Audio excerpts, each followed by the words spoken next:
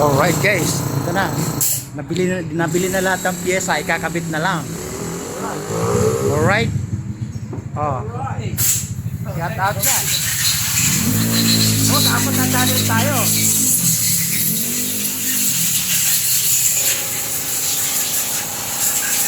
Ito guys, yung bagong bago na. Ito, pinaka-up niya ito. Ano kaya ito? Guys, kasi ito yung napingas guys, bagong bago. Di bali nakakulang 4,000 guys, 3,870. Tapos kulang yung pera namin pang labor. Kaya bumalik kami ng bahay, kumuha kami ng pera. Alright. Kinakapan na ng mabatikan, manghihimas, manghihilot, magagawa. Batikan po yan. Mga profesional. Alright. Okay, natutuwa sila kasi yung binabayaran yung dollar, yung alright. Okay. Alright. Yan guys, yan na yan. Honda-Hondahan. Again, Honda-Hondahan 125. Made in China, Taiwan yung makina. Ang tatak Honda. Ang tatak Honda, yun yung Japan, yung makina Taiwan, Taiwan, Vietnam lang. Maraming nakakaalam niyan.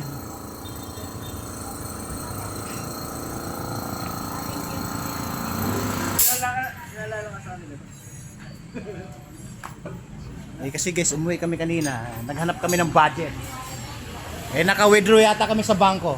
Eh nakahanap kami ng pera.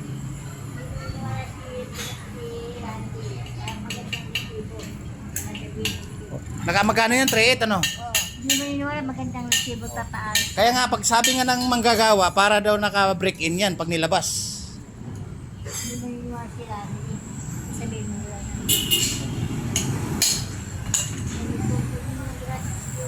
Tuwang-tuwa na naman yung bata dyan, yung driver.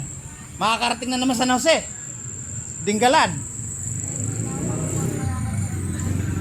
Guys, pag nakakabit lahat yan guys, itatap na doon, uwian na, panghahanap buhay na naman araw-araw. Tuwang-tuwa na naman ano ko kasi madalas siya nagmamaniho nito. Okay? Alright, oh guys, mabenta yung alright ah. Guys, mukhang dollar talaga yung price list ng ano eh. Alright, kasi dollar po yun. Gustong-gusto nila yung logo na ganon. Alright? Alright ha? Alright. Alright.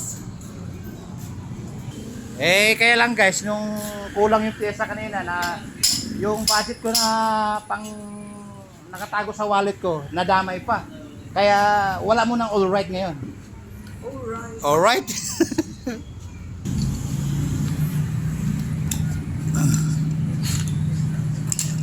Bagsi.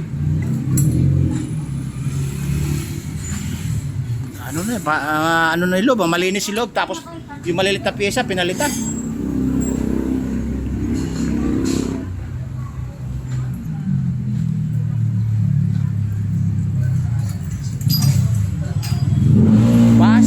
Basal ang dating. Basal ang labas. Pwede na pang malayuan, pwede na pang hataw. Woo! Alright guys, ito yung pinaribor, pinamachine shop. Bagong ribor, tapos bago yung piston. Oh, guys, hindi na ako magsasalita ng alright kasi may sikan parts na tayo eh. Panay ang alright eh. Gustong-gusto nila yung salitang ganun eh. Alright. Oh. Mamaya na ako mag-alright. Okay?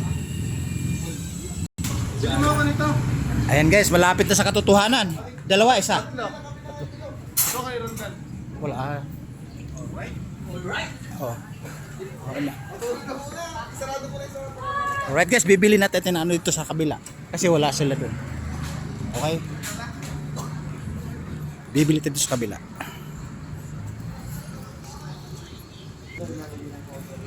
Pangkuan lang yata to sa block yata. Ay,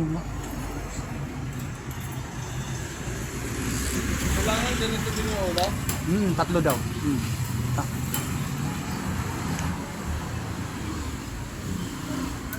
Boss, 4 na channel tayo. Baka may shoutout ka.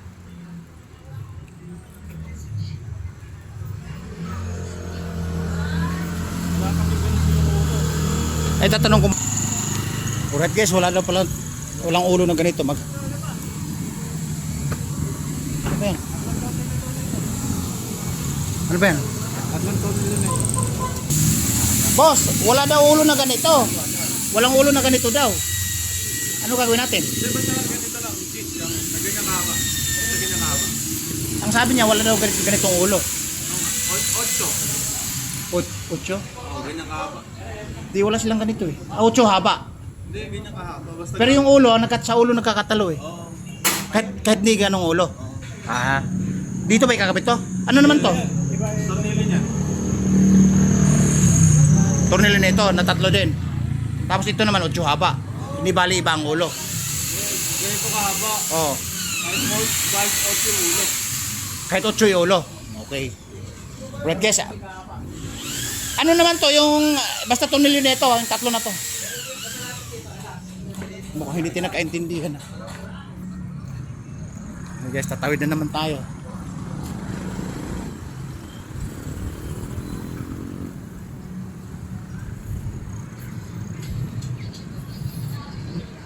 Boss, kahit 8 yung ulo. Walang sa ganitong size. Eh dito na lang yung 3 tornilyo nito. Ito. Ano yung motor? Honda 125. Honda-Hondahan pero Honda lang yung Japan yung tatak pero yung makina nun Vietnam na lang, China. Alright guys. Ito wala daw sa ibang tindahan tayo bibili na ito. Hahanap tayo nito, sukat na ito. Saan po ang isa guys? 10 pesos. 10 pesos ang isa.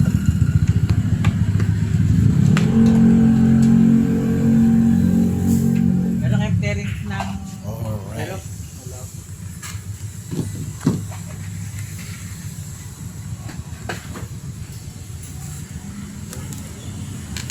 Ayun ba boss?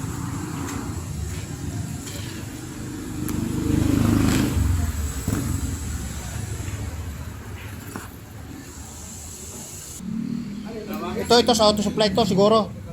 Di sa yung 3 kanina, mayroon akong nabili dito ito. Ito wala. Hindi pa ako naghanap kasi nga wala silang 8 haba. O lighter. O puwel, labas mo na. Puwel. Matawa kayo, alam niyo ah. Oh. Yan ba yan? Ito sa auto supply. Pre, ito na lighter ha, yung puwel. Babalikan ko. Guys, pagkakala niyo, nagbibiro lang ako.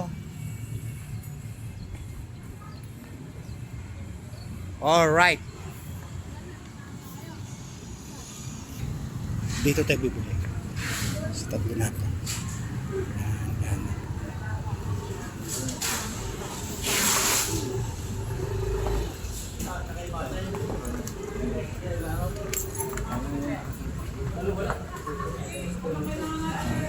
Boss, mayroon ba nito kayo? Okay. Ay, ito Alright, nakabili na tayo. Ano dito? Muna? Sabili.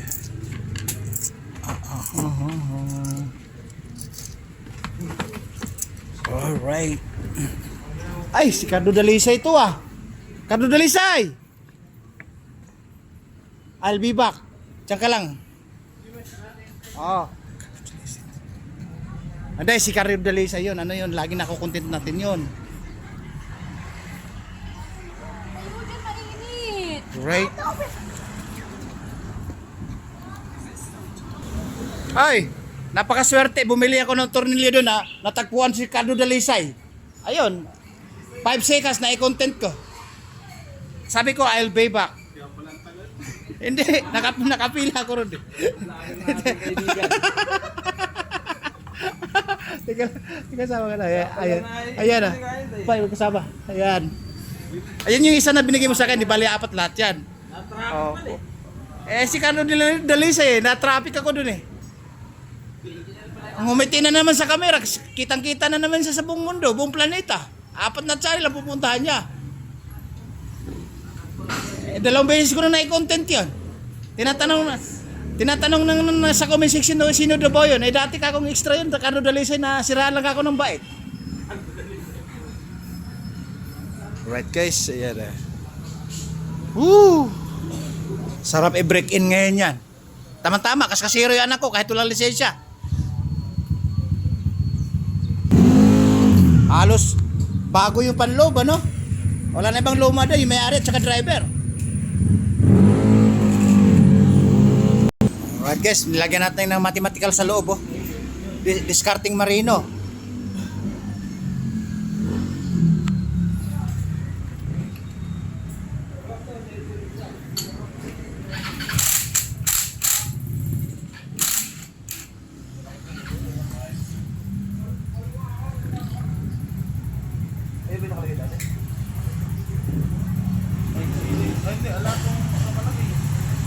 Right. Kasi guys, pag nagpagawa ka, nagpababa ka talaga ng motor, obligado. Karamihan sa panloob, lahat ng gas-gas, lahat na may gahe, tatanggalin, papalitan ng bago. Kasi may purpose, pagka binalik mo yung paubrahin sa loob, babaklasan na uli, gastos na naman uli. Kaya lahat ng may diferensya sa loob, papalitan na lahat yan, para isang gawa na lang. Okay? Din. Ano ba, discarding Marino o discarding pulutan? Alright. Malapit-lapit na guys. Malapit-lapit na sa katotohanan. Sabak na naman sa income yan pagkayari. Bagong ligo yung black, bagong downy. Baka may shampoo pa yata eh. Guys, bago ano yan, bagong rebore. Siyempre bago din yung piston, ayun oh. Diba?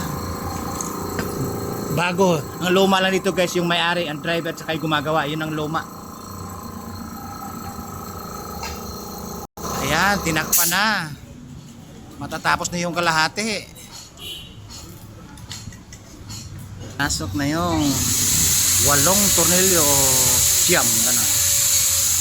Ay, marami yan. Siguro nasa 13-12 piraso yun. Yung paikot na gano'n.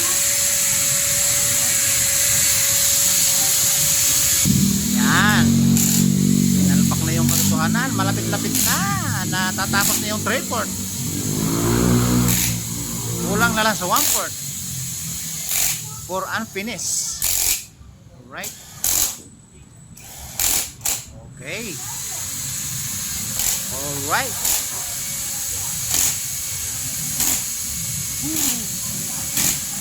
Oh yeah.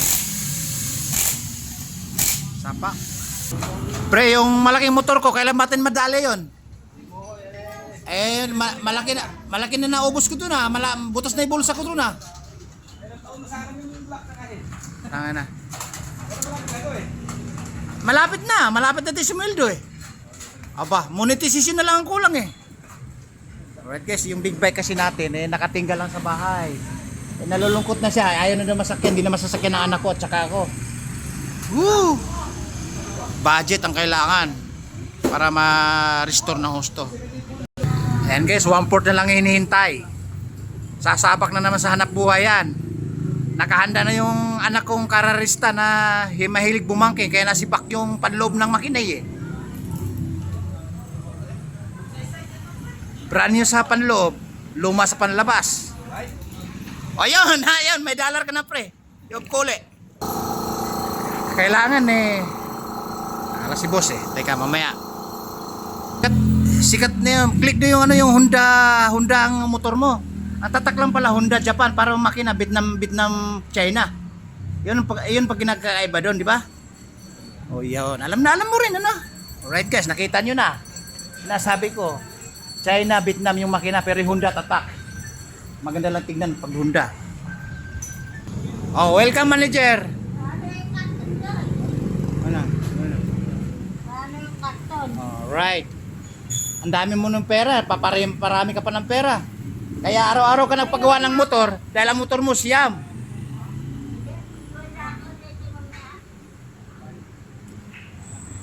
Kasi siya nag-assist siya, ako nag-assist dito, siya nagmamahal sa bayarin. Butas na 'yung bulsa ko.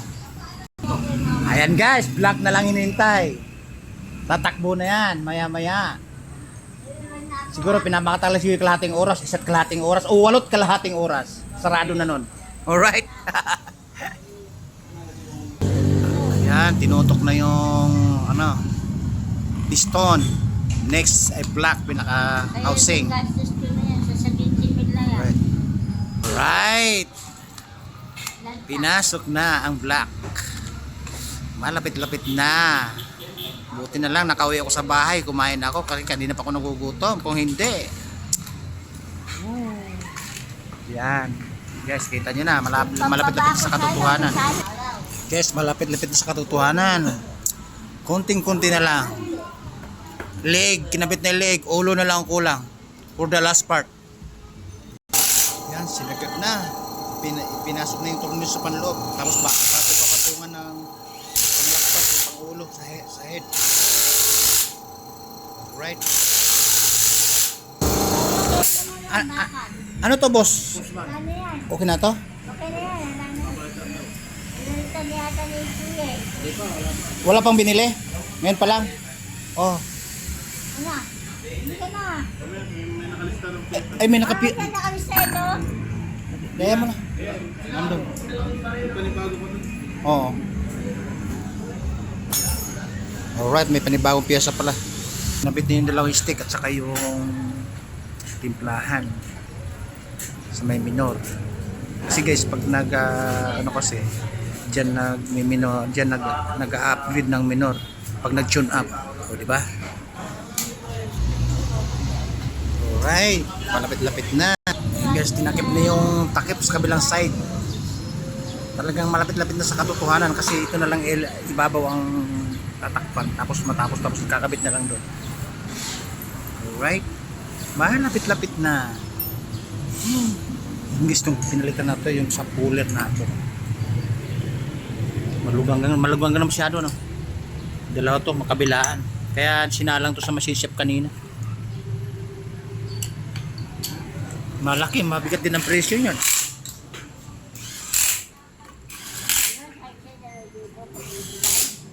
Alright, pinix na yung tubig yun. Tinakpan na sa switch starting. Yung panghuli black lang tapos kakabit na lang. Aray ko. Sasabak naman sa hanap buhay yan, sa income. Ayan guys, ikakabit na yung last part, yung sa ibabaw ng head, yung palas, tapos sasalpak doon. Right? Ganun mo guys, bago kinabit, nilinis mabuti para yung mga alikabok tanggal. Kinakabit na yung last part, yung pinaka-head, pinaka-cap, pinaka-sombrero kung tawagin. Alright? Kinabit na. Kumbaga unfinished product na yan, unfinished business, kakabit na lang. May nalalaman naman kayo sa akin, unfinished business ha. Guys, dito tayo may kinakabit doon ng trumpa ng train eh. Punta natin dito. Trumpa ng train ba to? Alright. Pre, ano yung kinakabit mo? Trumpa ng train o trumpa ng Trumpa ng jet? Yes! Ay, madam, sir, 4 na channel po tayo. Na extra lang ha, kahit mga 5 minutes lang. Sinama ko na kasi andito si pare. Kapitbahay ko to. Siya yung nagagalit pag naiwanan sa ayuda. Nagtatampo. Alright? Ayan guys, kakabitan daw to na. Ay, ayan na pala sa ilalim eh. Ay guys, tinuturnilyo na pala. Nilalagyan na ng line up, linya. Lagyan natin ang gabi sa'yo. Ay! Yan ba? Ilalagyan natin, lalong kaskasero yung anak ko. Abot ang busina. Ay malakas yan kasi nga may oxygen, di oxygen yata to eh. Ay, malakas to, may oxygen nga. Alright guys, nakita niyo na yung sinasabing DIY. Malaki. Ilang metro? Pag nagpa-DIY ako dyan, isang motor lang gagamitin ng anak ko pag nagustuhan. Busina dito, busina doon. Kailangan kasi malakas yung... Kahit na walang nakaharang, walang tumawid, busina ng busina. Pwede naman yung kahit walang motor, basta may dalang busina. Oo. Oo. Okay. Alright guys, na-extra natin mga siguro mga 5 minutes to. Babalik tayo sa original na ginagawa. Yung motor namin na Honda-Hondahan. Yan guys, yung motor na Honda-Hondahan. Sasalpak na lang sa chassis. Alright. Woo! Isang linggo, tatap namin yung wirings para may push button yung anak ko. Hindi na kailangan magpapadjack. Alright, kaya naunahan mo na naman ako. May pasok yung dollar mo. Dalaw na kinakapasok. Tag $1 na kayo. Ano mo waiting? Sa wiring, sa push button.